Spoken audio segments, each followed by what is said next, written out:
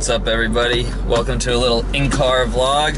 So a little while ago I made a video on comparing the E90 328i to the F30 328i, and it was actually a pretty popular video. I didn't, you know, it's hard to tell sometimes what's going to be popular and what's not, but anyway, I thought I would do one where I basically compare the E90 to itself. So the E90 was the first generation of BMWs that was, you know, it had a different chassis code for every particular model. So you had the sedan as the E90, the touring estate wagon as the E91, and then you had the coupe as the E92, and the cabriolet convertible hardtop thingy as the E93.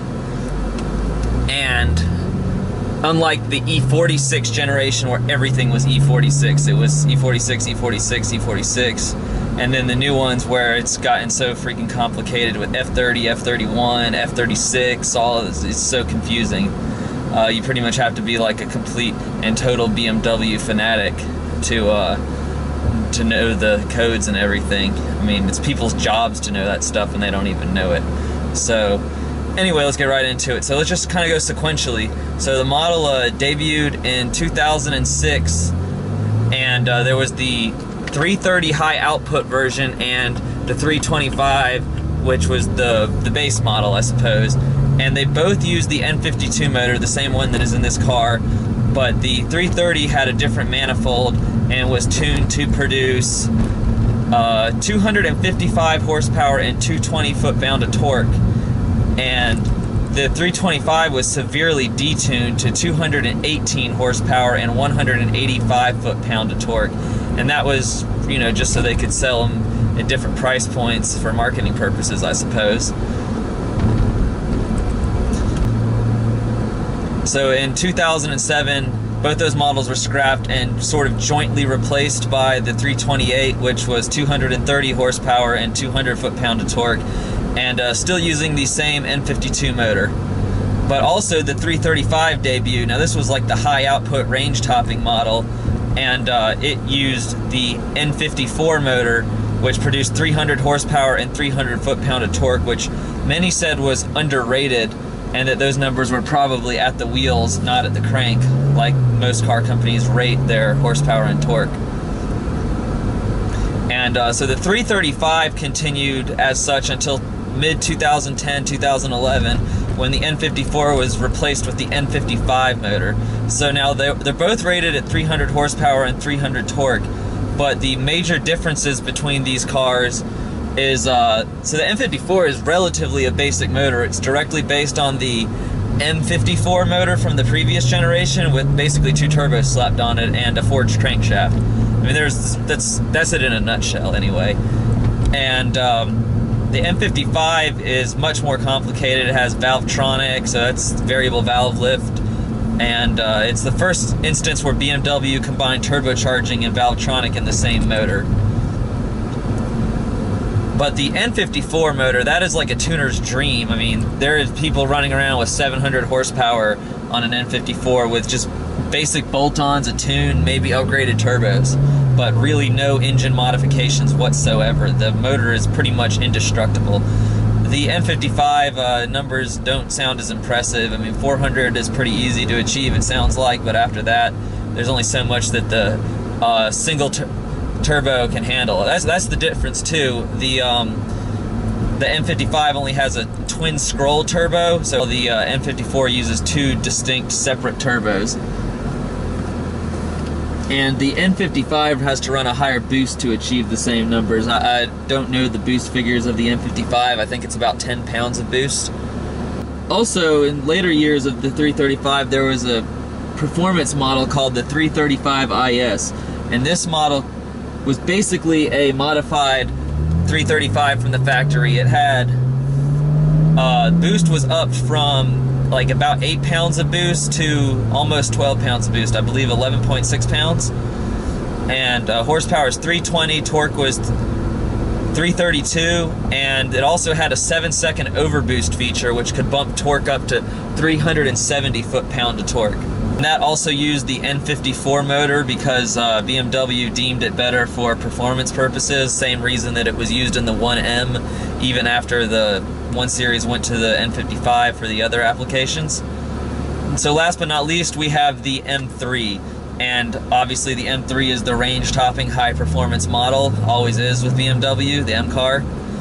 This is the only M3 to use a V8 motor. It used a 4-liter flat plane crank V8 that produced 414 horsepower, but where the motor doesn't shine is in torque. It only produced 295 foot-pound of torque, and I've ridden in them before. I've actually never gotten to drive one, but somebody is working on their car in the middle of the road. I feel sorry for them.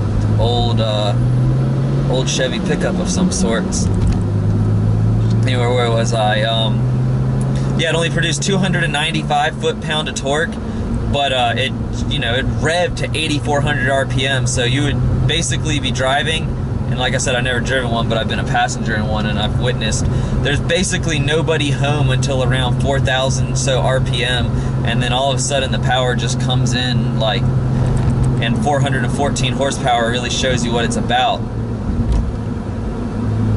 So, and the sound it makes is just incredible, but to rev up that high, I mean, and drive around town in it, I mean, you kind of sound like a jerk going around doing that. So, but the E90, I think, is one of the best generations of BMW. So that's basically the mechanical differences in all the cars. So you can tell that they're very different across the range.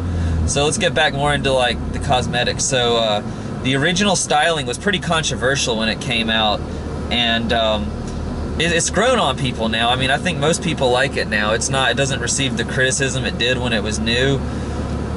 For the most part, I mean, there's, haters gonna hate, but in 2009, which is what year my car is, it had an LCI, which is what BMW refers to their facelifts as. It just stands for Life Cycle Impulse. It's just a facelift. And usually in BMWs, they're pretty conservative, like they might just change a tiny little things of the styling, but this one was pretty aggressive by their standards. I mean, the untrained eye can tell the difference in the two. Usually it takes a BMW person to be able to say that's an LCI or that's not, but in this car it wasn't like that. So yeah, like I said, these are all very different cars in the range, but people do cross-shop them. So I cross-shop 328s and 335s, and I actually only went with the 328 out of reliability concerns. I really wasn't as educated as I should have been at the time, but I'm very happy with my car, and I'm not complaining about it at all. Just plan on tweaking it a little bit to get some more power. I don't need to be faster than everybody on the road. This car is already quicker than most cars, so I don't want to race everybody. I'm not that kind of person. I just would like to be able to, when I want to go fast, I want to be able to go fast. And I'm pretty sure that the 3-stage manifold conversion, along with the mods that I have to support that, and the tune should do the trick. I think that if I can get to like, high 200s, 270 horsepower or so like that, I think I'd be pretty happy, because this car doesn't weigh very much. It has perfect weight distribution.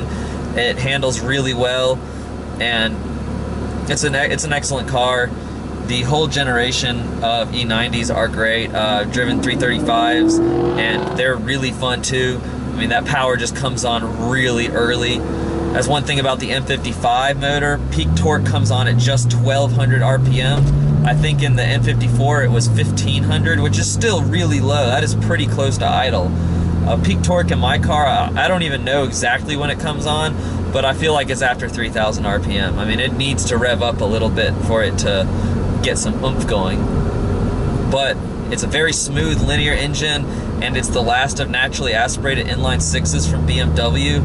So, it's an end of an era, and I think it's an excellent generation. And I think no matter what car you drive from this generation, or choose if you don't own one and you're looking at one, I don't think you could really go wrong. So let's talk about some common issues with each of the cars. So the N54 motor is known for high pressure fuel pump failure. That is one of the most common problems.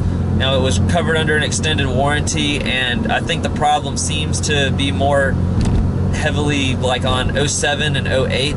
The first 2 years it was out. I think by 09 the problems had kind of been changed. All the inline sixes from BMWs have the valve gasket cover problem, and I talked about that in my common problems with the N52 motor. And if you're interested in that, you should go have a look at that. N55s are pretty reliable. I mean, as far as I can tell, there are not really many common issues that I can figure out about them.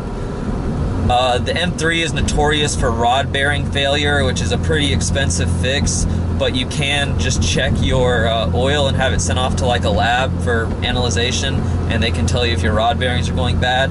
And if you catch it early, I don't think it's that bad of a problem. I think it's when it actually gets to the point of engine failure is when you've really got issues. And so yeah, that's pretty much it. That's the main differences across the E90 generation. And I hope you guys found this video informative. If you're looking to buy an E90, I hope this helped clear up some of the differences. And please like this video and subscribe to the channel if you haven't already. You're new. DIYs, product reviews, you know, we do it all related to BMWs on here. And I'm looking to do some reviews on some other cars here. So let me know if you'd like to see that. I got a few other cars around that I might try and do. Yeah, I'll see you in the next one. Thank you guys so much for watching.